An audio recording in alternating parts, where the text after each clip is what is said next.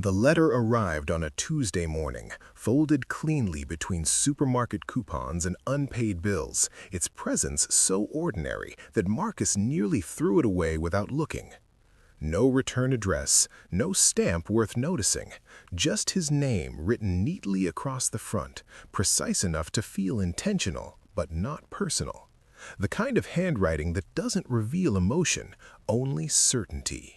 Marcus stood in the narrow hallway of his apartment, keys still in his hand, jacket half unzipped, scanning the envelope without curiosity. He wasn't expecting anything.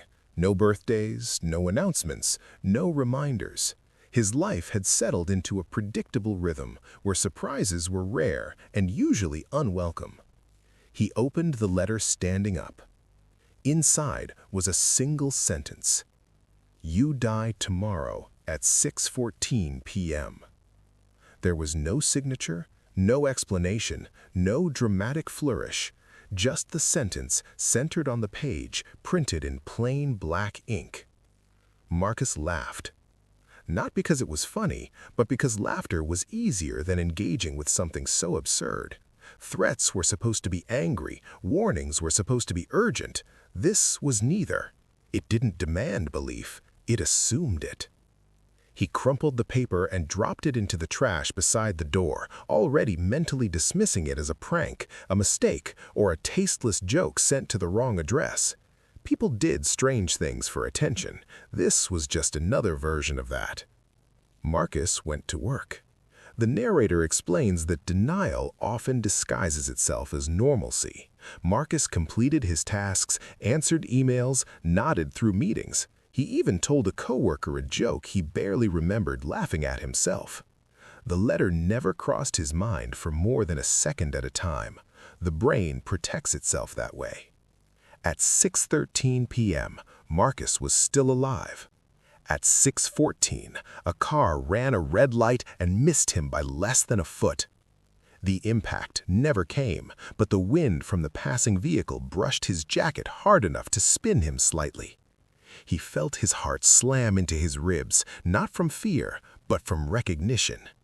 He stood on the sidewalk long after the car disappeared, staring at the empty intersection. For the first time all day, the letter returned to him. The second letter arrived the next morning.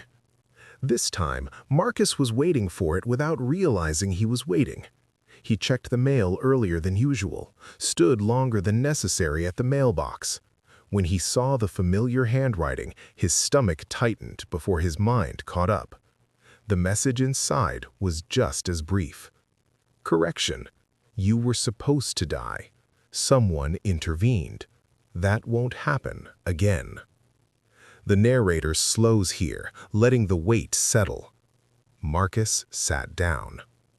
He read the sentence again and again, not because he didn't understand it, but because understanding felt dangerous.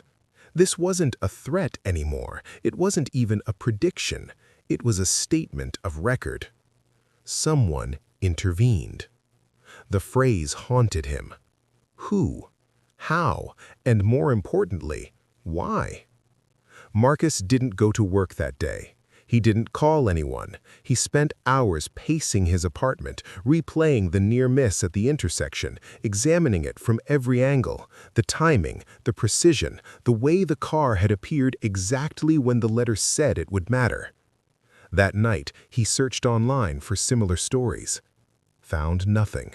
No warnings, no viral posts, no forums discussing letters that predicted death down to the minute. That absence scared him more than confirmation would have. The third letter arrived 2 days later.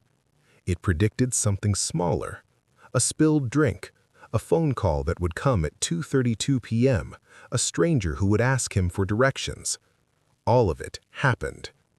The narrator explains that once certainty enters a person's life, doubt becomes impossible. Marcus stopped questioning whether the letters were real and started questioning what they wanted from him. Then came the fourth letter. You will attempt to change the outcome. You will fail. Marcus didn't sleep that night. Marcus did everything he could think of to disrupt the pattern. He changed his routine, took different routes, avoided crowds, quit his job without explanation. He stayed indoors, convinced that isolation could protect him. But the letters adapted. They began accounting for his changes before he made them. You will stay home today. That will not help. You believe unpredictability is freedom. It isn't. Marcus realized the letters weren't reacting to him. They were observing him. The narrator emphasizes that the most terrifying thing about foresight is helplessness. Knowing something is coming does not grant the power to stop it. It only extends the suffering. The final letter arrived on a Sunday morning. You will die tonight at 6:14 p.m. You will see it coming. That is the mercy. Marcus spent the afternoon sitting on his bedroom floor, staring at the wall. He didn't cry. He didn't pray. He didn't panic. Panic requires hope. He had none left. At 6:13 p.m., the fire alarm went off. Smoke filled the hallway. As Marcus struggled to breathe, something finally became clear. The letters were never warnings. They were confirmations. The narrator explains that the future does not change because it is observed. It solidifies. Marcus had not been given time to escape. He had been given time to understand. As consciousness faded, Marcus understood the cruelest truth of all. The first letter hadn't predicted his death. It had recorded it. The fire was ruled an accident. The timeline matched. The records aligned. No anomalies were reported. Except one. A letter was found in the apartment mailbox the next morning. It read, "Confirmation complete.